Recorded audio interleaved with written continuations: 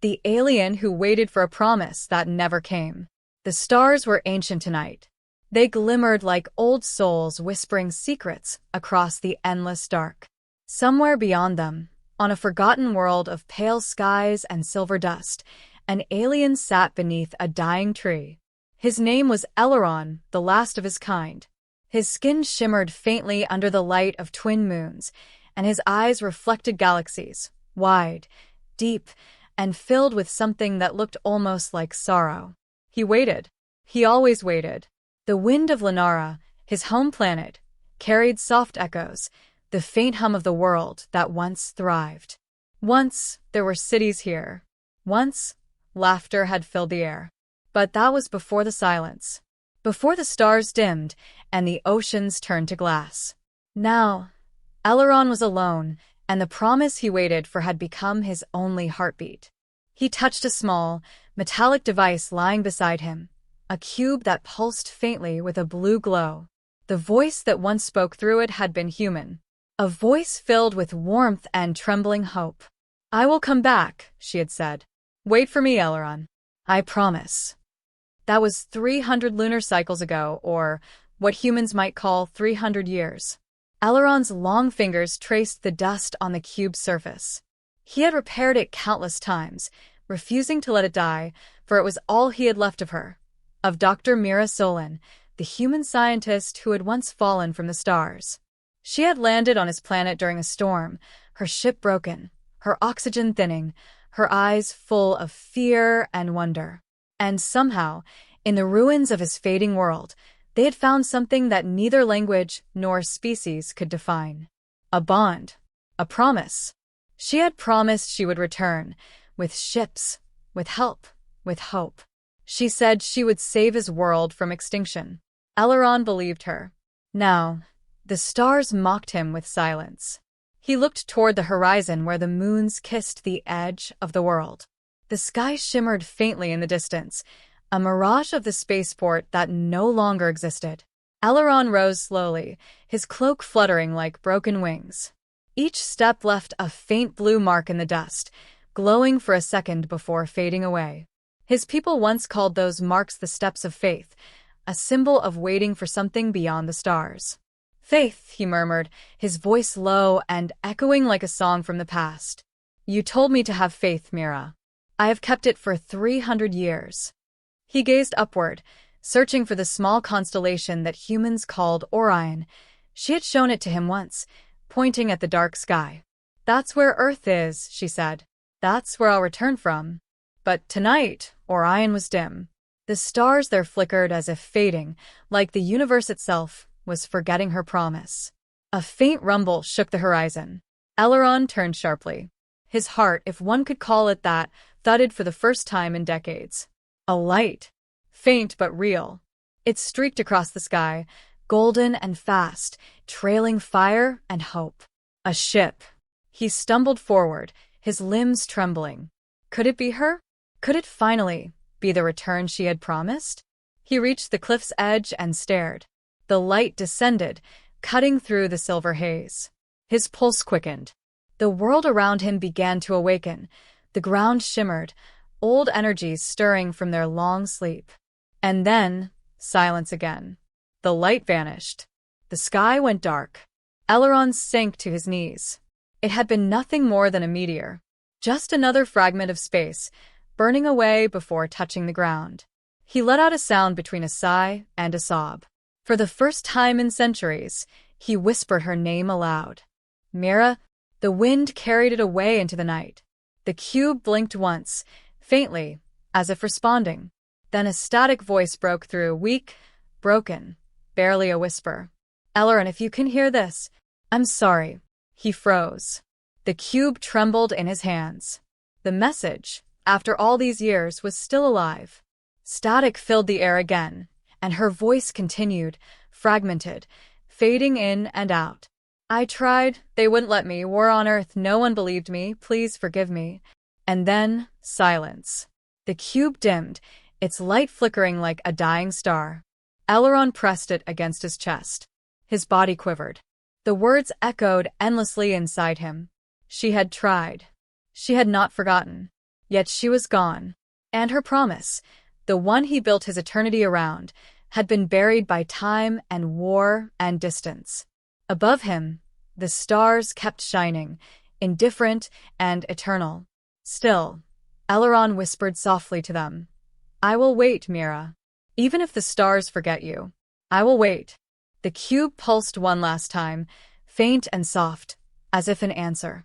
And the alien who waited for a promise that never came looked toward the sky once more, unaware that something had begun to move among the stars, something old, something human, and something that had finally remembered him. The morning came quietly on the planet Lunara. The twin suns rose, pale and weary, spreading ribbons of light across the silver dunes. The wind whispered through the empty ruins, once towers, now bones of stone. Elaron stood on the ridge, his cloak fluttering softly. He had not slept. He could not. Myra's voice still echoed in his mind, like a haunting song from a life that refused to die. "I tried, they wouldn't let me." Those words had burned deeper than any starfire. They told him that she had not forgotten. She had fought for him, for his people, until the end. But it wasn't enough. He looked down at the cube. It was silent again, but its faint pulse still glowed, as if her heartbeat lingered within. Elaron traced the runes on its side, symbols Mira had once called coordinates, a code meant to guide her back. But now he realized they were not complete. Something was missing. Perhaps she had hidden something in the message. A secret. A direction. A reason to still hope. Elaron returned to his shelter, a half-buried temple from his ancestors. Its walls were carved with spirals and constellations, glowing faintly when touched. He placed the cube on the central altar, surrounded by fragments of old machinery and memory crystals. With trembling hands, he began to connect the ancient circuits. The temple's heart hummed again for the first time in centuries. Blue light filled the room, wrapping around him like liquid air.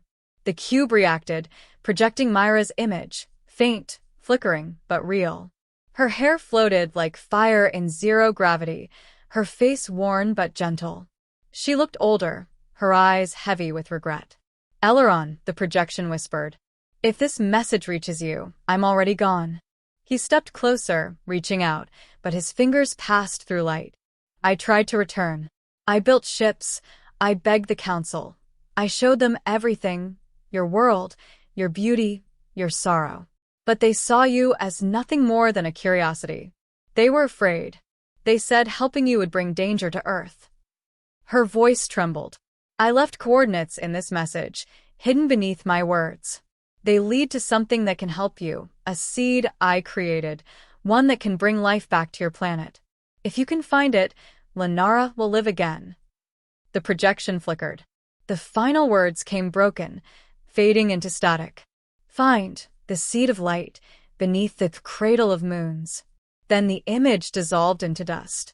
Elaron stood still for a long time. His world was quiet, except for the low hum of the temple's heart. A seed of light, the cradle of moons. It was a riddle, one that only he could solve. He turned his gaze upward, through the temple's broken ceiling, where the twin moons hung close together. The cradle of moons. It had to be the valley between them, the place where their light met, a canyon of silver stone and frozen rivers. He knew what he had to do. He gathered what little remained of his supplies, a crystal blade, a water capsule, and the cube. Before leaving, he paused at the entrance of the temple and bowed his head. "This world still breathes because of your promise," he whispered. "Now I will carry it." He stepped into the desert. The journey was long and harsh. The suns rose higher, burning the sand white. The winds howled across the plains, carrying the faint cries of what once was. As he walked, he passed the skeletons of machines, old lunar harvesters, now corroded and buried half in sand. His people once thrived on their energy. But when the crystal seas dried and the sky dimmed, everything fell silent. By dusk, he reached the Valley of Two Moons, a vast hollow between mountains of glowing crystal. The air shimmered with faint blue mist, and the ground beneath his feet pulsed faintly with light. It felt alive, as if something beneath the surface still breathed. He followed the twin moonlight until he reached a circle of stones. Ancient, sacred. Symbols of his ancestors covered them, the same spirals that marked the temple. In the center stood a single pillar of glass, broken at the top. Something shone faintly within. Elaron knelt. The pillar pulsed softly, as if recognizing him. When he placed his hand on it, the light surged, warm and pure. The pillar cracked open, revealing a small sphere resting within, smooth, silver, and glowing softly. The seed of light. He lifted it carefully. It pulsed in rhythm with his heartbeat. For the first time in centuries, Elaron felt something stir in the air, life. The ground around him quivered. Tiny sprouts of blue began to emerge from the dust. The planet itself was awakening. And then, the light of the seed dimmed. The sprouts withered. The pulse faded. Elaron looked down, confused. The seed was losing power. He realized it needed something it no longer had. Energy. Connection. And he understood. Mira had said seed of light. It was never meant to bloom on its own. It needed both of them, human and alien, to awaken it fully. But Mira was gone. He fell to his knees, clutching the seed close. "You can't die again," he whispered. "Not when you've already taken everything from me." For the first time in his long existence, Elaron wept, his tears glowing like small stars as they fell onto the seed. And then the impossible happened. The seed stirred. It began to glow again, not as before, but brighter, warmer. The tears were being absorbed. The seed's surface shimmered, forming lines of energy that spread into the soil. Elaron looked around. The ground began to pulse with color, the gray dust turning silver blue, the dead air filling with faint warmth. The seed responded to emotion, to love, to sorrow. It responded to life itself. He stood slowly, watching as faint streams of light flowed outward, disappearing into the distance. Perhaps the seed would awaken the world piece by piece, bringing back what was lost. And for the first time, Elaron smiled. It was small and tired, but real. Yet in the far distance, beyond the silver mountains, a new light appeared in the sky. Bright, mechanical, alive. A ship. Not a meteor this time. It descended slowly, steady and deliberate, glowing with human design. Elaron's heart trembled. Could it be them? Could it finally be the ones who remembered her promise? He stepped forward, the seed glowing softly in his hands. Somewhere far above the clouds, the ship broke through Lunara's atmosphere, and on its hull, painted in fading letters, were the words, "The Solon Expedition, in memory of Dr. Mira Solon." Elaron's eyes widened. His wait was not yet over, but perhaps, at last, it was nearing its end. The ship descended through the mist like a wounded bird from heaven. Its thrusters scorched the dust, sending waves of silver ash rolling across the dunes. For a long moment, Elaron simply stood there, his heart pulsing in rhythm with the seed of light glowing in his hands. The hum of engines echoed through the valley, a sound he had not heard in centuries. As the ship's landing gears touched the ground, the air crackled with static. Panels on its side opened, releasing a stream of vapor that shimmered under Lunara's twin moons. The words, "The Solon Expedition," were clearer now, carved into metal that had traveled far across the stars. Elaron stepped closer, slowly, each step uncertain. He remembered Myra's ship, how it had fallen, how she had stumbled out coughing, trembling, and smiling. He remembered how she had looked at him for the first time, not as a creature, not as an alien, but as something worth saving. He waited at the edge of the light as the ship's ramp hissed open. Figures appeared, humans in silver suits with glowing visors. There were 4 of them. Their voices carried through the comms, words sharp and fast, but Elaron understood none of them. The language had evolved, changed with time. He only caught fragments. Atmosphere stable. Radiation minimal. Life form detected. One of the figures pointed toward him. A light shone across his face. The humans froze, startled by what they saw. Elaron raised a hand, not in threat but in greeting. "Welcome to Lunara," he said softly. His voice was calm, echoing across the silent valley. The tallest human, likely the leader, stepped forward. She removed her helmet slowly. Her face was young, her eyes brown like earth after rain. For a moment, Elaron's breath caught. She looked almost like Mira. "My name is Captain Elaron Solon," she said. "We come from Earth. We're here to fulfill a promise." The word struck him like lightning. Solon. Myra's name. Could this woman be her blood? Her legacy? Elaron bowed his head slightly. "Then you are her kin," he said. "The one who made the promise that shaped my life." Elara's eyes softened. "You knew her?" "I waited for her." His voice trembled slightly.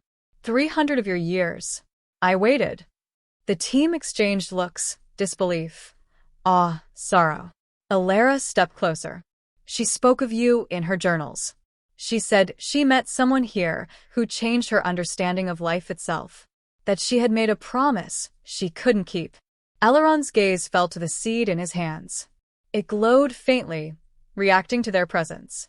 "She left this," he said. "A seed of light. It has awakened the heart of my world. But it needs more. It needs what she carried within her, the energy of humanity, the spark that you all share." Elara glanced at her team. "If it's a bioenergy catalyst, we might be able to stabilize it. Maybe it's connected to her original project." Elaron didn't understand her words fully, but he felt the sincerity in her tone. He stepped closer and placed the seed gently on the ground between them. "Help me bring her promise to life." Elara knelt, scanning the sphere. "It's unlike anything I've seen. It's alive, but it's feeding on emotion. Resonance, almost like it remembers her." As she spoke, the seed pulsed brighter.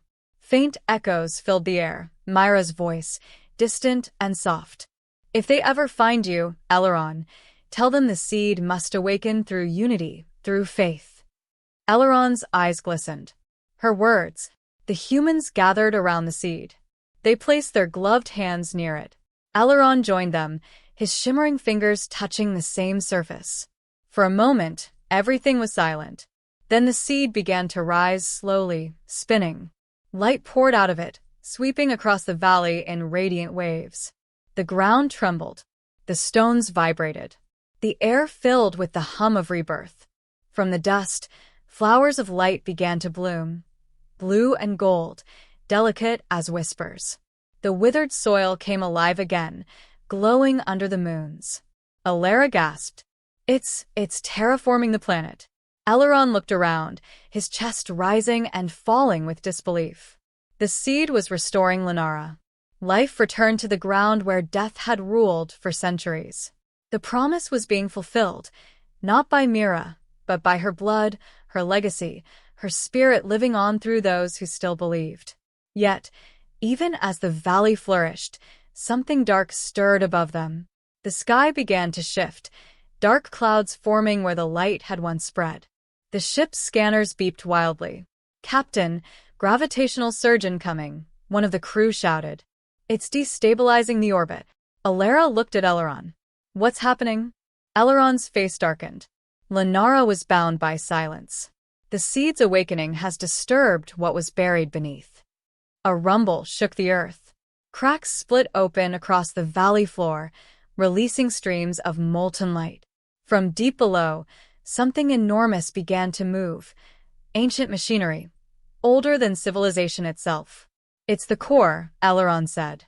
"The heart of my world. It fell asleep when my people died. Now it's waking, and it doesn't recognize life anymore." The humans ran toward the ship, trying to stabilize their instruments. The ground split wider. Lightning crackled through the air. Elaron turned to Elara. "Go. Save yourselves." She shook her head. "Not without you. Not when you've waited this long." Their eyes met.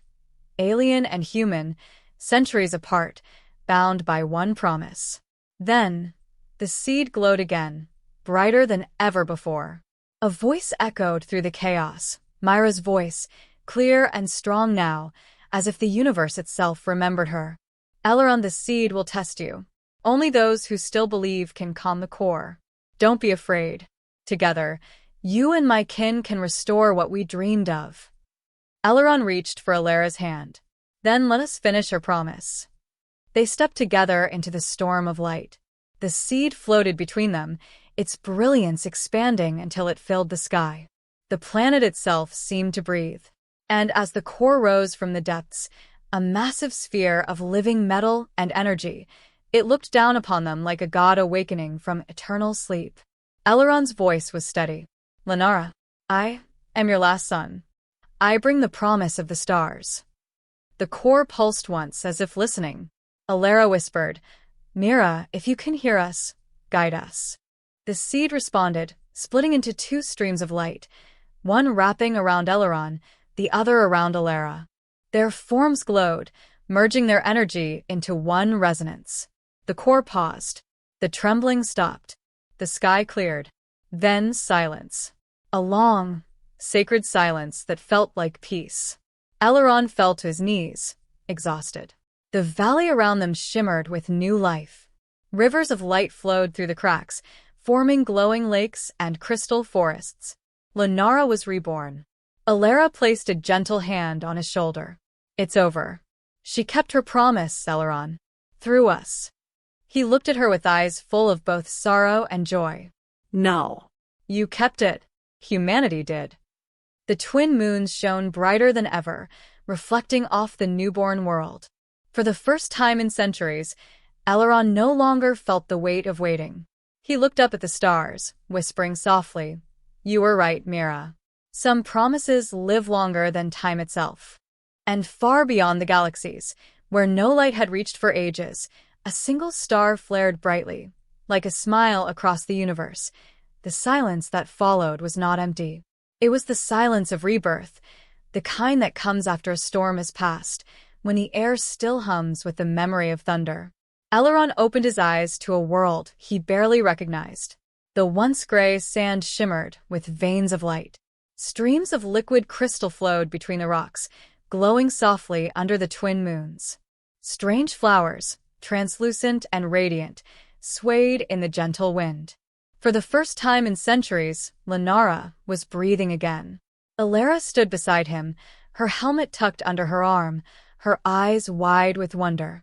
The other three crew members, Dr. Havel, Technician Ryan, and Pilot Yura, scanned the surroundings, their instruments buzzing with readings they didn't understand. This is impossible, Dr. Havel whispered. The planet's biosphere just reconstructed itself. It's like we're standing in the middle of creation. Elaron looked at him with a faint smile. It is not creation. It is memory. Lunara remembers what it once was. Elaron turned toward him. Then we did it. We fulfilled her promise. But Elaron's expression darkened slightly. No, he said softly. The promise is not yet complete. There is still something Mira wished for. Something deeper. The truth she never spoke. They all looked at him curiously. What do you mean? Elaron asked. Elaron gazed toward the horizon, where the ground still pulsed faintly with energy. The core has awakened. But the message is not only in the seed. Mira left something within the heart of this world, her final words. The core is the keeper of all that was and all that will be. It holds her voice. Dr. Havel frowned. If we can interface with it, maybe we can extract that message. Elaron nodded. Then we go to the core. The journey took hours. They followed the glowing rivers into the mountains, where the terrain became sharper, more alive. The air shimmered with faint energy, humming with the rhythm of a living planet. Elaron walked ahead, guiding them through ancient paths etched with runes that glowed beneath his touch. By the time they reached the heart crater, night had fallen. The core towered before them, a colossal sphere of living metal, floating just above the ground. Lightning arched lazily around it, yet it radiated no danger, only immense power. Elaron stepped closer. This is where the memory of Lunara sleeps. Elaron placed a scanner near the core surface. It's emitting a pattern, not random but structured, almost like a heartbeat. Ryan adjusted the translator module. It's a data pulse. Wait, there's a voice embedded in it. The static cleared. A faint voice echoed through their comms. It was soft, trembling, and unmistakably human. If you are hearing this, then the seed has awakened. That means you found him. Elaron froze. Myra's voice. She continued, her tone heavy with both joy and sorrow. I knew one day someone from Earth would come. Maybe my descendants. Maybe someone who still believes in what we lost. If you've met Elaron, tell him I kept my promise the only way I could, through the future. Her voice broke slightly. I failed to save Lunara myself, but I built something that could, a connection between our worlds. I hid part of my essence in the seed. My memories, my love for that world and for him. Elaron's eyes closed. A tear of light rolled down his cheek. Myra's message continued. To you who carry my name, Elaron, if you're listening, know that you were born because of this promise. Your family's legacy exists because of one truth. Love can cross stars, and faith can outlive time. Elara's breath caught. She knew my name. How? She saw the future, Elaron whispered. She saw you. The core pulsed brighter. Myra's voice softened into a whisper. Elaron, my dearest friend, I never stopped believing. I never stopped waiting to see your world bloom again. Forgive me for the centuries you spent alone. But know this, promises don't die, they change shape. Mine became a lineage, a legacy, a light carried forward through the generations. You were never truly forgotten. The message faded, leaving only the hum of the core and the sound of the crew's soft breathing. Elaron fell to his knees. His hands trembled as he touched the glowing soil. She remembered. Even in death, she remembered. Elaron knelt beside him, placing a hand on his shoulder. And because of her, because of you, this world lives again. He looked at her, the reflection of the moon's glimmering in her eyes. You carry her spirit, he said softly. You are the promise made flesh. She smiled faintly, though tears filled her eyes. And you are the promise kept. For days, the humans remained on Lunara, studying its rebirth. The seed had transformed into a vast network of light beneath the surface, breathing life into the planet. Air became cleaner, temperatures stabilized, and the first signs of native life, small glowing creatures, began to reappear. The Solon expedition sent transmissions back to Earth. Reports, data, images of the alien who had waited 300 years. But somewhere deep in their messages, Elaron added a personal note. To those who still dream, we found him. The one she waited for. The alien who never stopped believing in a human promise. And in that belief, he saved us all. One evening, as the twin suns dipped below the horizon, Elaron stood alone by the lake of light that had formed near the crater. The air smelled faintly of new life. He watched the ripples spread across the glowing water. Elaron approached quietly. We're leaving tomorrow, she said. He nodded. Your world needs to hear this story. She hesitated, then asked softly, will you come with us? Elaron smiled, the kind of smile that held both peace and pain. No. My place is here. I have seen my world reborn. I have seen her promise fulfilled. There is nothing more I need. Elaron looked down, sadness flickering in her expression. Then what will you do now? He turned his gaze toward the stars. I will watch over Lunara. And when your people come again, I will welcome them, not as strangers, but as family. The wind brushed past them gently, carrying a whisper across the lake. For a moment, both of them swore they heard Myra's voice again, faint, warm, like starlight. Thank you for waiting, my friend. Elaron closed his eyes, a single tear tracing down his shimmering face. Always. And when he opened them again, the twin moons reflected in his eyes like eternal companions, symbols of two worlds forever bound by one promise. The ship rose slowly from Lunara's surface, its thrusters igniting trails of silver flame that reflected in the crystal lakes below. Elaron stood at the edge of the glowing valley, watching the human vessel ascend into the heavens. The wind brushed against his face softly, like a final farewell. Elara Solon stood by the ship's window, her gaze fixed downward. From orbit, Lunara shimmered, half shadow, half light, a living jewel reborn from centuries of silence. She placed her hand on the glass, whispering, "Goodbye, Elaron." And somewhere far below, as if he could still hear, Elaron looked up and whispered back, "Go, child of Mira.